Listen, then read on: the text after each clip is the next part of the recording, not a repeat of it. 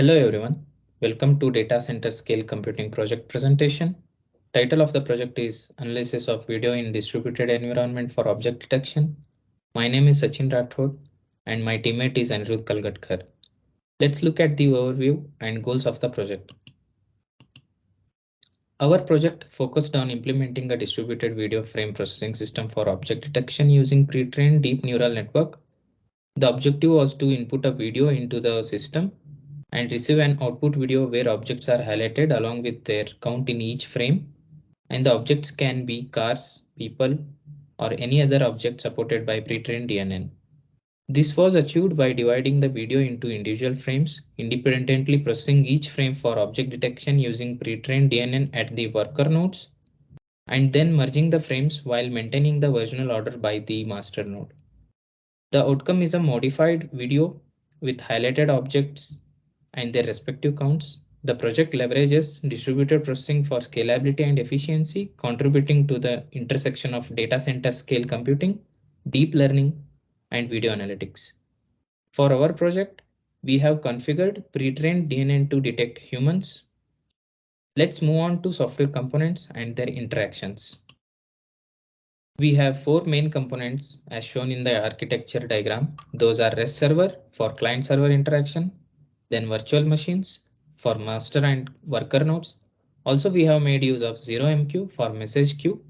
Reason for choosing ZeroMQ is because it has special wrapper called as image ZMQ for transferring images. Lastly, we have made use of Google Cloud Storage to store and retrieve original as well as processed videos. Now speaking on the interaction between each components, client or front-end app makes a post request to the REST server with video data attached as base64 string. Then REST server uploads the video to the Google Cloud Storage and sends back the public URL of the video to the client. Upon receiving the public URL back from the REST server, client now makes request to analyze video by sending in the public URL.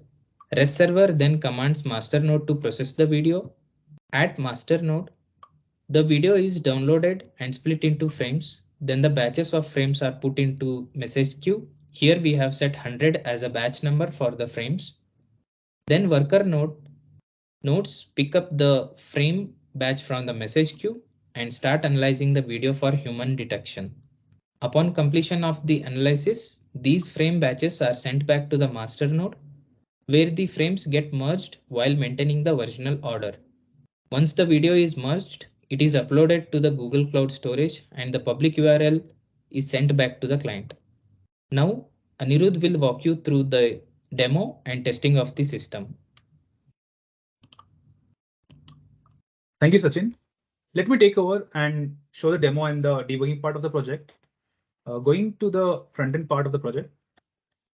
Yeah, here you can choose a file which you want to process. That is a video file, and there's an upload video button where you can select in order to upload the video. Going to the bucket where you can find that the bucket is empty as we haven't uploaded any videos yet. Coming to the VM instances, we have 5 instances, that is client, master, worker 1, worker 2, and worker 3 nodes. And let's start this master node first. The master node is waiting for requests from other worker nodes. So let's start the worker node 1. So this sends a request to connect with the master node, and you can see it has accepted the request. The master node has accepted the request from the worker 1 node, and going to the worker 2 node, do the same process in order to connect with the master node. You can see that it has connected to the second worker as well. Coming to the third worker node, do the same thing. Yeah, so we have connected all the worker nodes with the master node, as you can see here. Going to the REST server, let's start the REST server for now. The REST server has started. So let's upload a video file. Let's select an original video file name and let's upload it. You can see that the video has been uploaded. This you can cross-check through going to the bucket where we have just uploaded the original video file. Coming back to the front end, you can see the video contains all the human beings where we need to detect from each frame. Let's analyze. So the request from the REST server has been sent to the master node. You can see that it has sent a request to the master node. The master node is waiting for a request from the REST server. Now we can see the request has been accepted, and these requests will distribute the video frames to all the worker nodes. That is the worker 1 node, worker 2, and worker 3 node. You can see in the worker 1 node that each worker nodes get 100 video frames, which needs to be processed.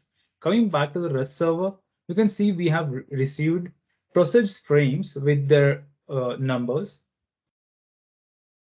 So let's wait until the process gets completed. So the process has been completed. You can see that we have received an analyzed video of the original video which we had uploaded. Here it detects all the humans, each frame, per person per frame. So in each frame, you can see a person being detected. So this is our project. Let's go back to the bucket where you can see our process video to be dumped into the bucket. So going back to the testing part. So here you can see that what we did is for the initial testing part, we tested neural network with our sample data and checked whether if it is working fine or not. Then we deployed this to a worker node. We have written a log as a debugging function. That is, you can see it over here that the log function has been created. We have put this log function in various parts of our code, and we check whether the code flow works as expected or not. These logs will only be printed when the verbose is set to true. You can see the verbose has been set to true over here. So if the component of the code works to be fine, we set the verbose to be false. We are also verifying our final output, that is whether our solution detects and highlights the objects or not. Also, we carried out our integration testing between backend and frontend modules. Once we were sure that the system is working as expected, we deployed it to the virtual machines. Coming to the workload, there is a limit on a size of the video that our solution can process. The potential bottleneck for a solution is the manual scalability. Unlike automated scaling systems such as Kubernetes, our system doesn't scale up dynamically, causing higher processing time for larger videos. So this makes our end of our video. Thank you so much.